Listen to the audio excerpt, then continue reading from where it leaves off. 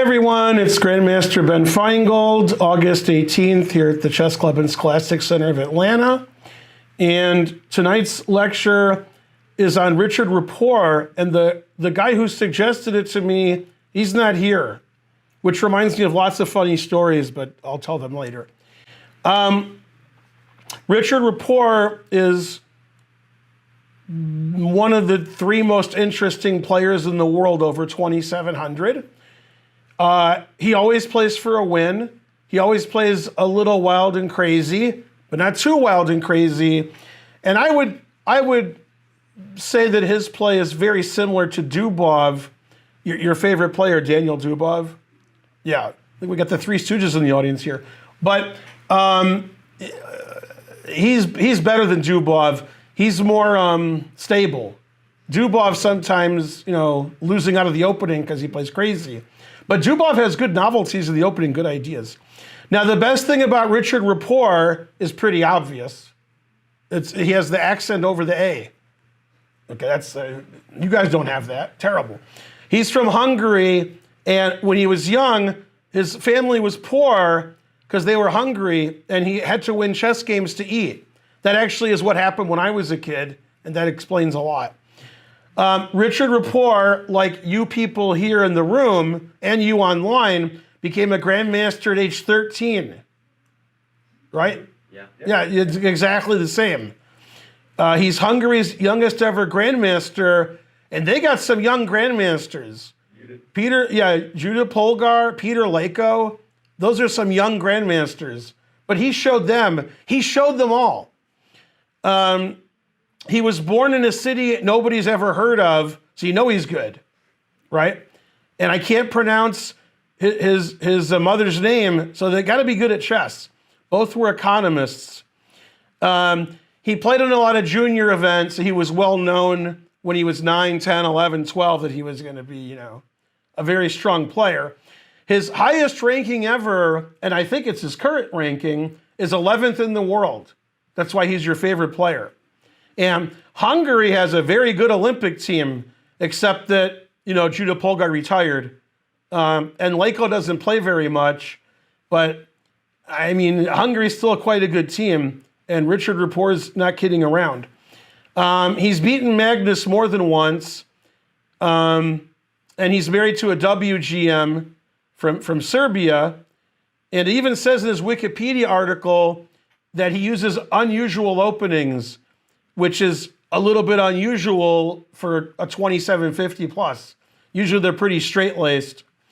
Now, the problem that Rapport has is he's not Magnus, he's not Aronian, he's not Kramnik.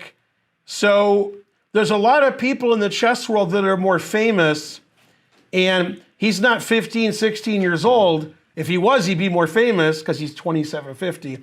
So being 25 years old and 2750, 2760, well, what does that get you? I mean, I lecture on you. Yeah. Now, Richárd Rapport just played in the St. Louis Rapid and Blitz, which I'm sure you're aware of. And Nakamura won the event, and Fabiano Caruana came in second. And slightly surprisingly, Rapport came in third, ahead of Wesley So and many other grandmasters who were 2,700 FIDE. Currently, he's playing in the Sinkfield Cup, and I think he drew round one, unless I'm wrong, which is 50-50. I'm either right or I'm wrong. And currently, as I'm lecturing, well, not for you at home. For you at home, it was 2 weeks ago. As I'm lecturing, he's playing MVL right now, and Rapport has a big advantage, maybe winning. So he might win the game as the lecture ends. So I can't look at his game. Okay, he's beaten everybody. If you name a super grandmaster, he's beaten him. And he doesn't win the way I would win. I'm not saying I would win, but if I did win, I would play really boring, and my opponent would be like, I can't draw this idiot, and he would go crazy, and then they might lose. That's how I would beat somebody over 2,700, because they would refuse to draw against me, and they play bad on purpose to make the game crazy, hoping I blunder. And that'll work, But if it doesn't work, then I would win. That's not how Rapport wins. Rapport puts a lot of pressure on his opponents, calculates a lot, trusts himself, gets positions his opponents don't understand, wild and crazy, and he always plays for a win. And because of that, he beats a lot of really good players, as you will see. Okay, let's get over to the games, because you guys don't care about talking. You want action. Now, first I have to do some paperwork here. Where's my paperwork? Let's see. Oh, here's the paperwork. Yeah. Probably that. Or is it that? I think it's that. Okay, if you're watching on the internet live, do you see what white just did here? Anybody? There you go. All right, so it works. Okay, now this is the game Richárd Rapport versus Magnus Carlsen, somebody you've heard of. In 2017, and it was in January, so most likely Rapport was 21. Okay, and he played an unusual opening that transposed into a normal opening, which often happens. So knight f3, b3, I mean, the guy's not Audubon, so what's he doing? Okay, and they actually transpose into just like a normal ready where white's playing g3, c4, bishop g2, and then fianchetto's his queen bishop. So we have a very boring position, okay? And I've probably had white and black in this position. And because I'm a grandmaster, it was actually at the same time. Yeah. And if you told me either side was Rapport and Carlsen, Carlsen's white, Carlsen's black, I would say Carlsen's very happy. It's very boring, nobody's better, and somebody's gonna outplay somebody. That's just Magnus's game. When it's wild and crazy, that's Rapport's game. This is not wild and crazy. But chess doesn't always stay the same during the game. Sometimes wild and crazy in the opening turns into a boring repetition. And sometimes boring in the opening turns into wild and crazy. So right now I would like Magnus with either color because this is his kind of position. Okay, he plays a3. He wants to advance on the queen side. a5, Magnus is like, that's the Consuela defense. No. All right. Then he played queen b1, confusing the audience, because c2 looks more natural. The reason he went to b1 is he wants to play b4, so his queen is going to indirectly defend that, and his rook has c1, and maybe he'll play e4 later, because his queen's on the diagonal. All right, so it's flexible. Bishop h7, that's a good square for the bishop, because otherwise it can get harassed a lot. It's very safe on h7. Now, if you play a lot of blitz chess, I'm not saying you do, but if you do, or bullet, that move is like double X-clam, because based on who you guys are usually playing, they're not going to remember that bishop is all the way there, and you're going to take something. So in blitz and bullet chess, when you have bishops that are really far away on open diagonals, that's good swindling chances. Okay, but Rapport didn't play d4 hanging his queen because it was a slow game. All right. So he played b4, which doesn't look like it's sufficiently defended. Magnus traded and played queen b6. Now there's two ways to capture this pawn. You can capture it now, and then after bishop takes knight, we unleash the latent potential on your bishop. Also, your queen is attacked. So that's not good. Or you could trade rooks first and then take the pawn, but now Rapport could take with the bishop and his queen defends his pawn. Okay, so Magnus just attacks the pawn again, queen b6, bishop c3 defending the pawn, and Magnus is like, your queen's overworked. And Rapport said, no talking during the game. Unusual, top level game. So Magnus traded rooks, getting the queen off of b4, then took the pawn on b4. Go Magnus. Now, it may look like rook b1 is winning, and it is winning, but not for white. It looks like you pinned the bishop, But when you take the bishop, you're attacking the queen. So that doesn't do anything. Rapport got his pawn back, which is typical when somebody takes your b pawn, is you play rook b1 or rook b8 if you're black, then take their b pawn. So he traded and played rook b1, winning Magnus's b pawn. Okay? So the engine's like, man, you guys play great. The engine says equal, everybody played the best move every move, and normally at this level, the game would end in a draw because it's equal and both sides are playing really well.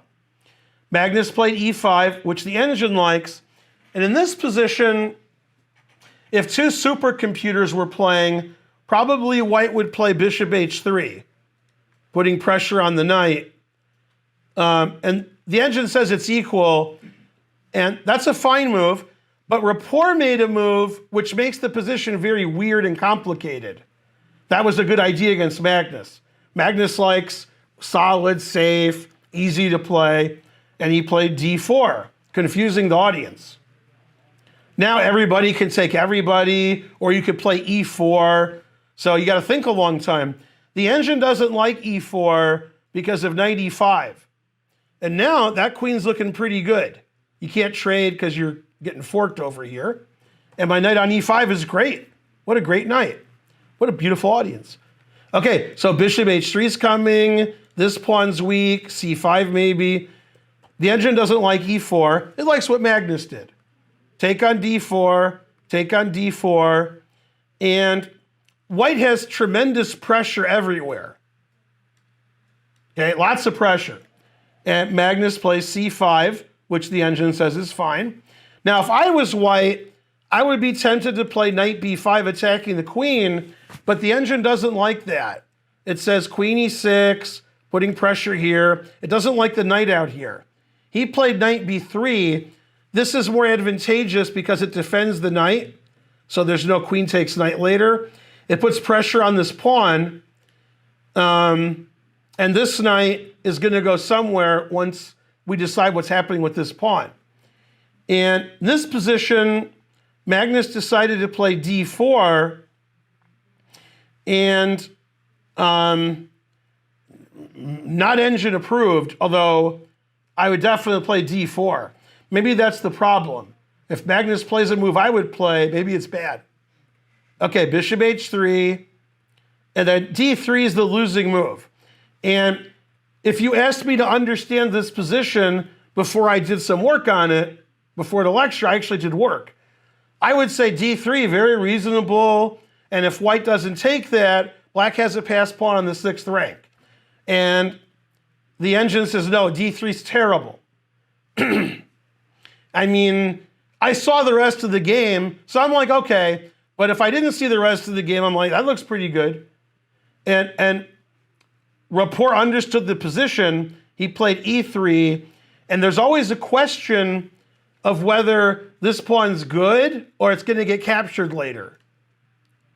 And it looks good because it's defended so much.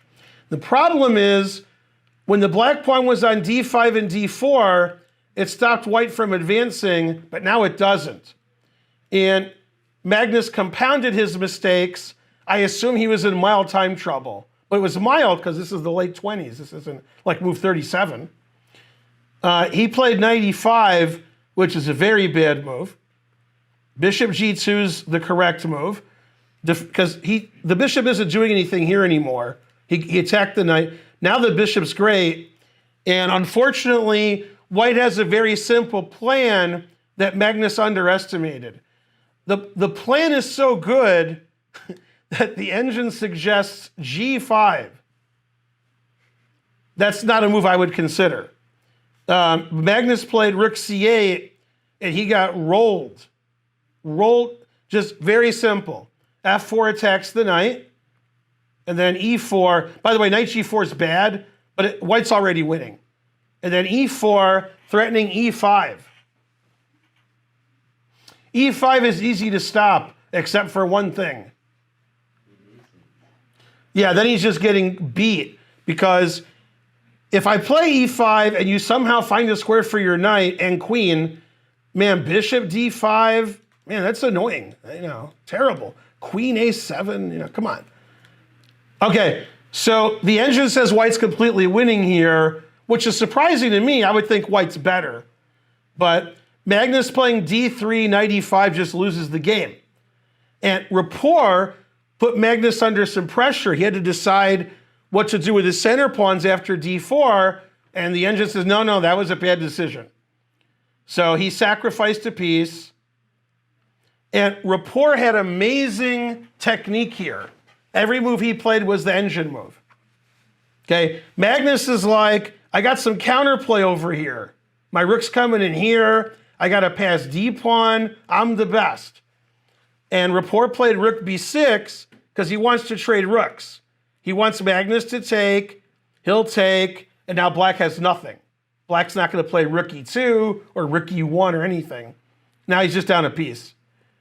So he played queen E7, very logical, threatening rook E1 check, which is annoying. Okay, so Rapport check, that's correct. Black only has one move. Right, 98, yeah.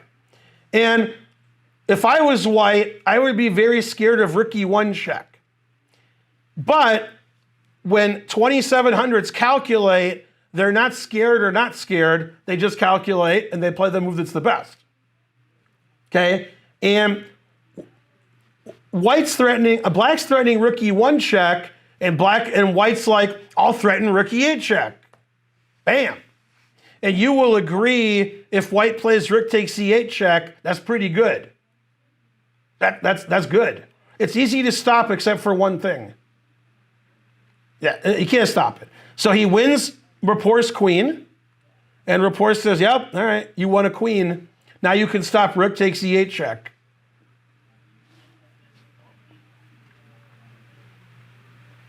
And to give you guys a little chess lesson, along with the Rapport story, or is that Colbert?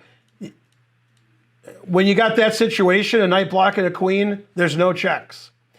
Any position in chess where you got queen, knight, king, like that, lined up in any direction, there's no checks. That's how the knight does it. Yeah, it stops all the checks. Now, if you can stop that, you're a better player than I am. That's looking good. Okay, you could play king F8, but then when I take it and we trade everything, you're down a piece. And this pawn is hanging. So that's not good. So after knight F1, Magnus resigned. That wasn't Rapport getting lucky and Magnus blundered. That was the game was equal and Rapport outplayed Magnus and then outcalculated him. He was 21, he calculated well. Magnus doesn't lose very often, and one of the reasons, other than the fact that he's really good at chess, is a lot of 2700s, like he's 2702 here, and Magnus is like 29 million. A lot of them, they're like, hey, I drew Magnus. So if you're content to draw with Magnus and you're white, he tries to beat you, and if he can't, you agree to a draw. So he doesn't lose very much, because when he has black, most of his opponents are happy with the draw. So if they draw, they're like, yay, I drew Magnus. Like if I drew Magnus, I'd be like, yay, I drew Magnus, right? If you drew Magnus, you'd have to wake up and apologize, but yeah.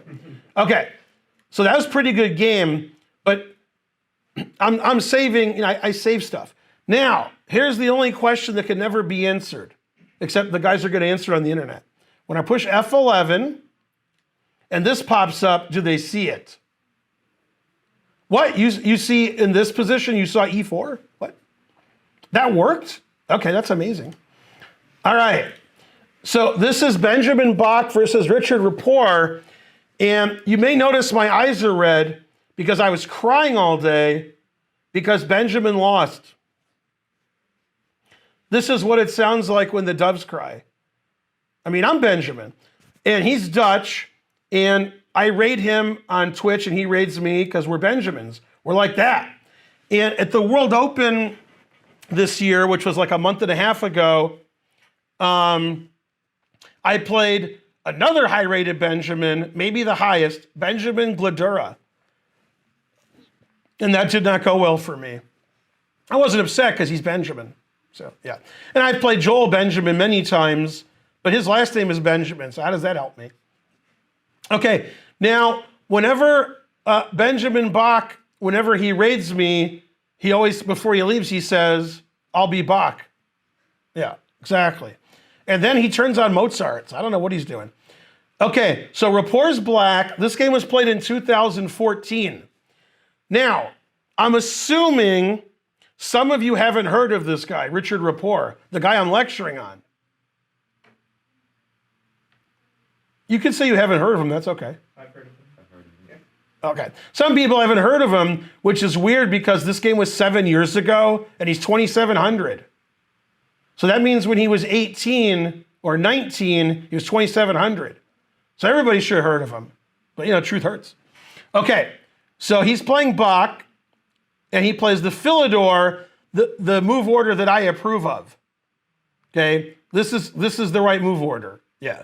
This avoids some of the bad Philidor stuff. Okay, and they play the main line. And when I did a video series for chess.com about a year and a half ago, I'm guessing, could have been 10 years ago, I did a 10-part series on the Philidor. So this position occurred in like 4 of the videos, I think, of the 10, because this is a very common position. What's funny is white can play this piece sack or this piece sack. And then after here, I had this before in Chicago. Yeah. I won one of my best games ever with black in this position, having never seen this position, but my opponent moved instantly every move. This is like his prep. But like 4 moves later, he was already lost. So, okay. Anyway, super GMs know you can't just beat the Philidor by like sacking all your pieces, because then everybody would. People love sacking all their pieces. Okay, so he played the positional way, okay, the boring way, and you know, white has more space. So not very exciting. Now, in my opinion, which I guess isn't Benjamin Bach's opinion, in these positions, taking this is always wrong, because you're trading this pawn for this pawn, and that unleashes my bishop. So it's anti-positional to say the least, but it just helps black. And now white played his idea, knight h4, which is a good idea. So you want to play knight f5, or said correctly, knight f5. And some of you are like, why doesn't black castle? He could castle. This might be annoying. And I know annoying, right? You guys know, could be annoying. The f pawn's pinned for those of you that are confused. I told you about that long bishop a long time ago. Also, knight f5 is good. So Rapport played the correct move, knight c5, which unleashes his bishop. And so that's what happened. And the engine actually says the best move for white here, which I agree, the engine's right, is f4. Because black's king is in the center, and knight f5 doesn't give an advantage. So this is a try to be like really aggressive. Puts pressure on black. But he played knight f5, now black's at least equal. And then he played very passive and bad. e4 is excellent. Queen e5, and black's already like close to winning, which is weird. White has the 2 bishops. White's bishops are great, but this pawn's weak. It's so weak, I'm getting confused over here. What's happening? Come on, chess base. Okay, that pawn's weak, and we have some attack on this diagonal. And for a guy who's so high rated and so good, Benjamin Bach, he loses this game really fast, so don't blink. Okay, rook ae1, rook ae8, and then bishop d6. Finally, a move everybody understands. Everybody loves doing that. Okay, g3's forced. Queen takes f5. Black's just a pawn up for nothing. And you know, I might checkmate you. Also good. So bishop d4, if you can't play knight g4, you're not going to checkmate him. If you play queen h3, then I could just take this knight here. Then I could win this pawn. Then white's probably winning. So he played the brilliant knight cd7. You guys would never find that move brilliant. Those are the moves that I like. You guys will like what happens later. I guarantee it. You're going to really like what happens later. But I like this. Sorry. That move makes sure that my knight's protected, so I can do this. And if you take my knight, I got another knight. And if other things happen, maybe my knight's going to go here. Also good, right? So this move is a retreat, but it's really strong. Okay, he played rook e2. I guess he wants to double rooks and try to take the e-pawn. Bishop e5. He wants to trade bishops, and then I attack your queen, and here I come walking down the street. Okay, and I ain't monkeying around. You get it, and you get it, and I don't know about you two. All right. So now white makes a move that I would call shallow and pedantic, but I won't call it that because his name's Benjamin. Okay, he makes a move showing no respect for his opponent. Bishop takes a7. Now, this is a very funny move that black plays. It's actually hard to see. Now, for a low-rated player, it's easy to see. For a high-rated player, it's not. These are moves that are enticing to a low-rated player. High-rated players hate playing these moves. That's probably why he underestimated it. And this is actually a clearance sacrifice without the sacrifice. So that's even better because you're not sacrificing anything. Black wants to play knight e5 to f3, as I indicated earlier, right? But you can't play knight e5 because your bishop's there. So he played bishop takes c3, which is weird because that bishop's great and the knight's sort of stupid. It doesn't do anything. But now I'm going to play knight e5 to f3. You can't take with the pawn because knight here attacks the queen on my way to f3. So this way, at least white has a free move here. Yeah, good luck. Okay, now if I was white, I would sit there forever, and when my opponent got up from the board, I would play this move. Okay, and maybe he wouldn't notice. Okay, and I tell all my students, you can't do this and not have your white squared bishop there, because then you get crushed. If his white squared bishop was there, he'd be fine. Okay, he played bishop c5 attacking the rook. Are you kidding me? Ridiculous. Okay, knight f3 check. You have to play king g2. If you play king h1, I'm threatening checkmate and checkmate. So that's bad. All right, so he plays king g2. Now, the engine says one of the moves is the best, but Rapport played the second best move, which is good for everybody. If he played the best move, this game would be boring. But he played the second best move. They both completely win, but his move's more exciting. The best move, according to the engine, is knight g5, because you want to play queen h3 check and then the knight back to f3. It's easy to stop queen h3 check. You could resign. That stops queen h3 check. Okay, but luckily, Rapport played this move.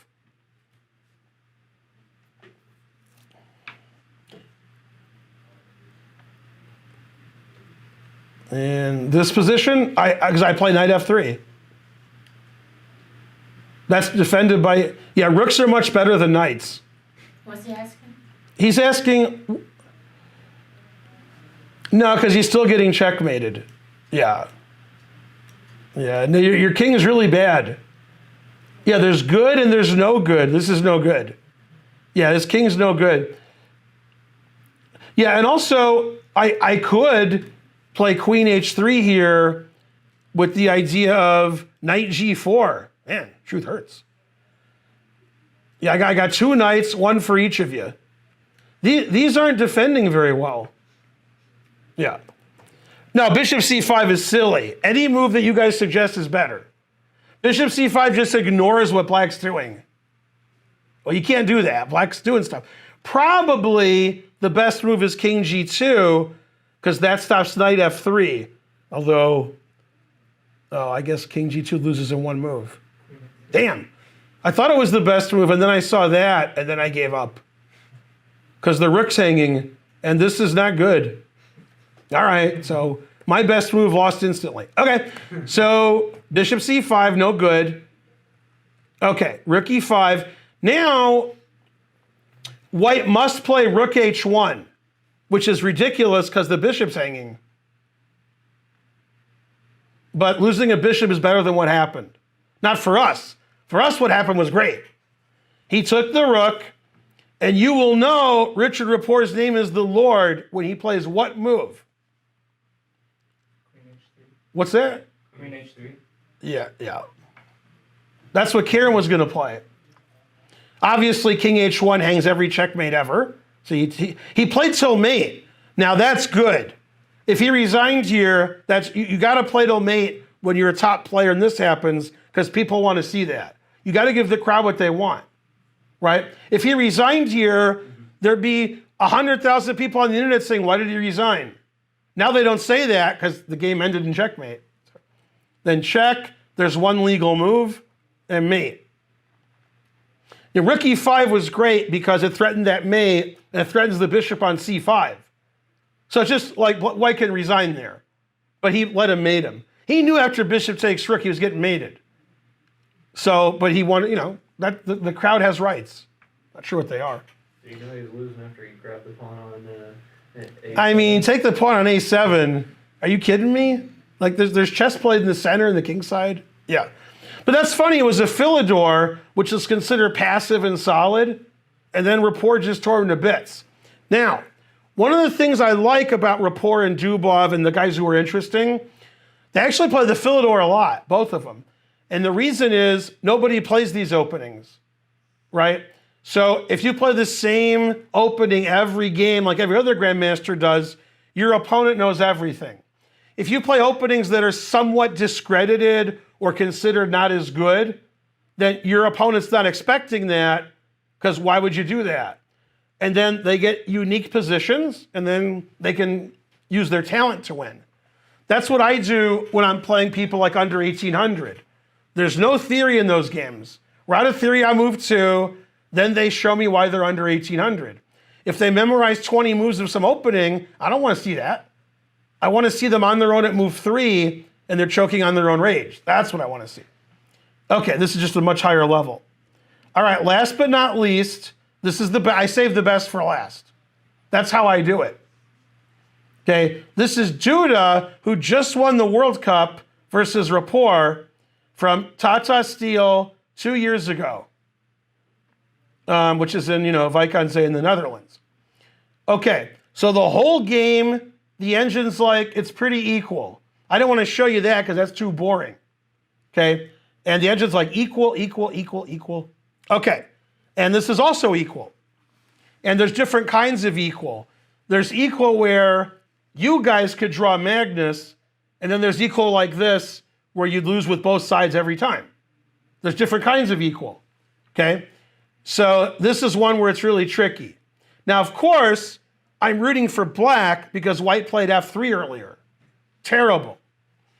Okay, so he played queen a6. That slightly attacks the a pawn, slightly. And the a pawn cannot be defended, or so you thought.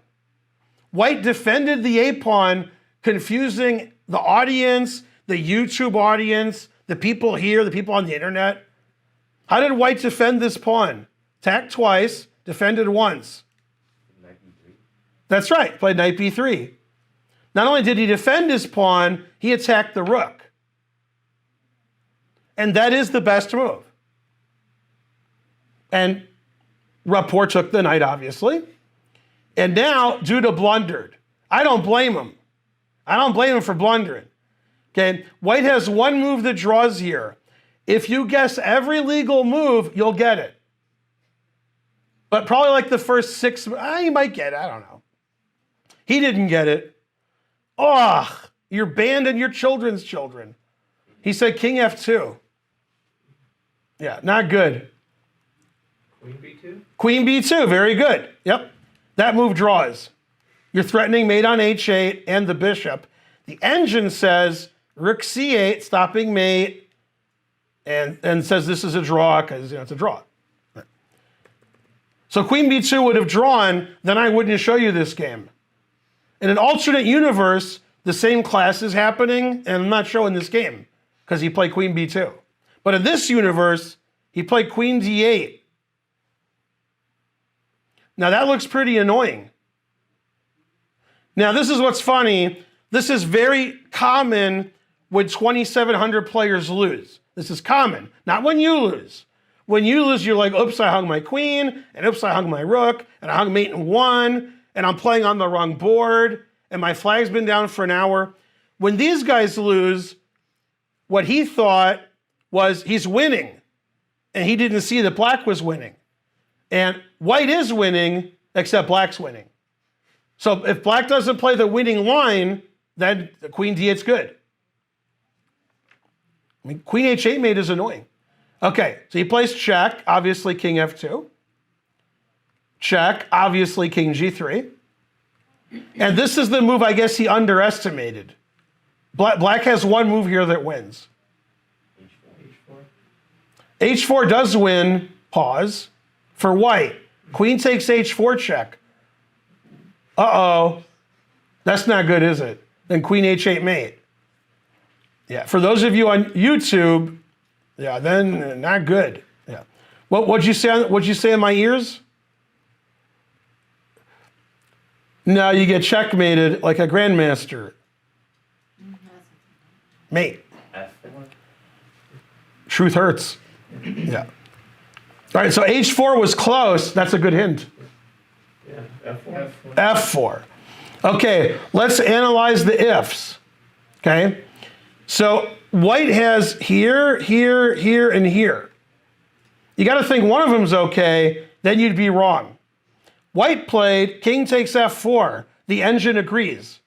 Says, yeah, that's a good move. Okay, if he plays king h3, putting it in h, always retreat. And you can see that white's going to get checkmated. This is not good. Very bad position. E takes f4 is the same. Check, only legal move, check, only legal move. And this is going to end in mate. Because my rook's coming, my queen's coming, everything's coming. So king takes f4 is best.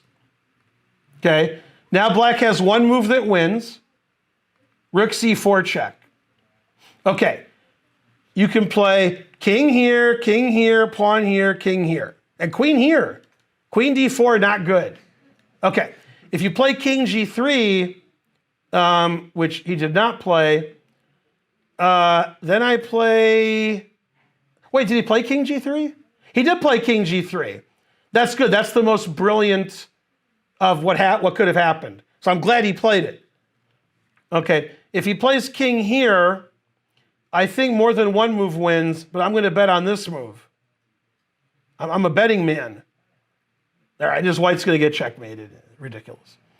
Okay, if king e5, I guess queen a1 wins immediately. It's almost mate. Then after king here, I can trade queens and win. I'm sure there's a better win, but trade queens and up a bishop.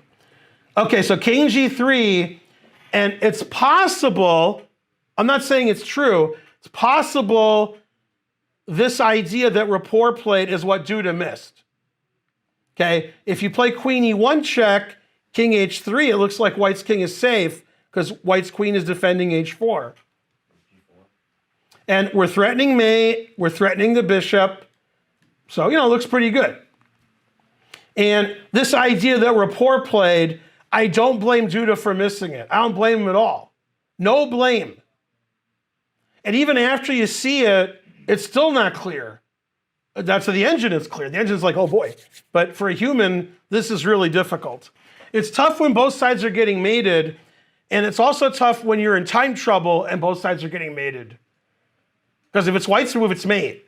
If black doesn't stop the mate, he gets mated. If he stops the mate, then he could lose his bishop on b3 and he's still a pawn down. So black's got to do something now. Queen check, king here, and this is the move that he missed. Rook h4, I take with the queen. I already said that.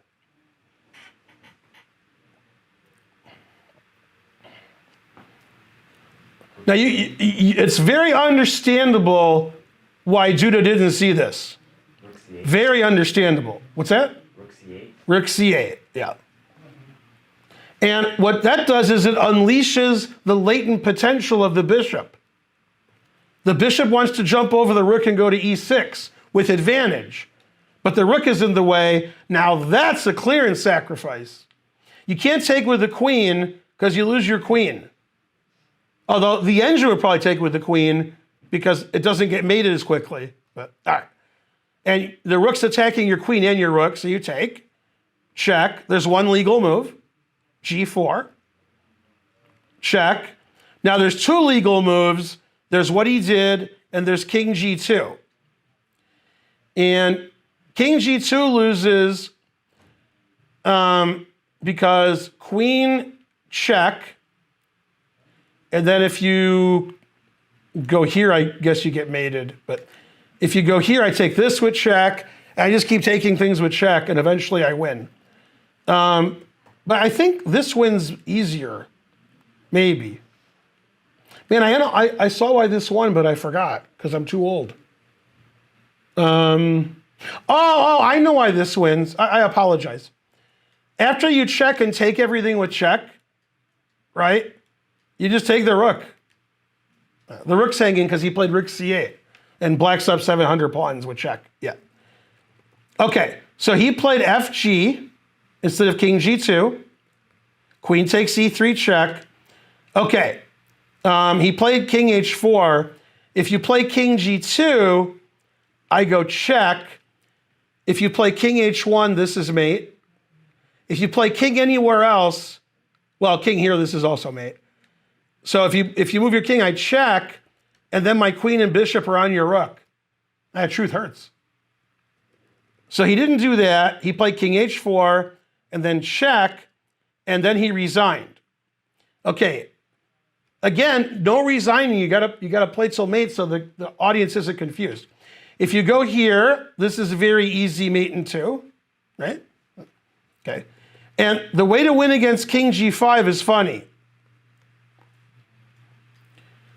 I mean, I thought it was funny. Okay. Yeah, this is actually amazing to me. That the way you should win this is you just take the rook. And you're like, well, that's an even pawn queen ending. Never play f6 checkmate. It is an even pawn ending, but you get checkmated because your queen's not defending f6 anymore. So you can't take the bishop, so you're just dead lost. But it's funny, you finally get equal material, then you get mated. Now, I wouldn't do this with black because never play f6, but still, yeah. So after queen f2 check, Duda resigned.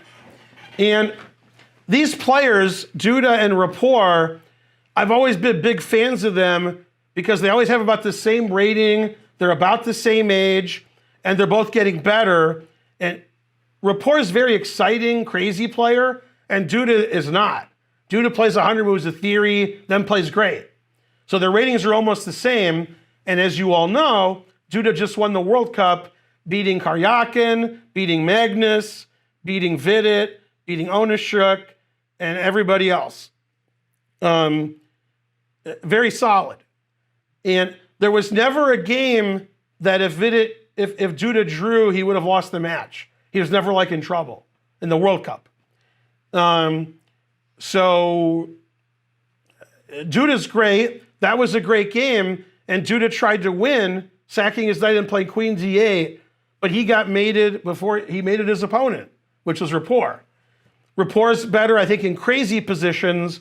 Duda's better when it's like a Magnus competition, boring and solid and so forth. But that was a great ending to that game, which was played at Tata Steel. And you won't see the last of these guys. Duda and Rapport are really strong. They're both going to be in the top 10 in the world, probably before the year ends. And it's possible in 3, 4, 5 years, they'll be in the candidates and playing for the world championship because they're both so good and they're still young. I think Duda's 24 and Rapport's 25. But could be the other way around. Rapport's 25. But yeah, they're getting better, and hopefully these guys play more, and hopefully Rapport gets to play, and Duda gets to play Carlsen some more, because they've both beaten Magnus, and I think Duda's beaten him like 3 times, and Rapport might have beaten him twice. So these guys can win, and they're exciting, and they're younger than some of the people I mentioned earlier, like Aronian and Kramnik and Lako. And so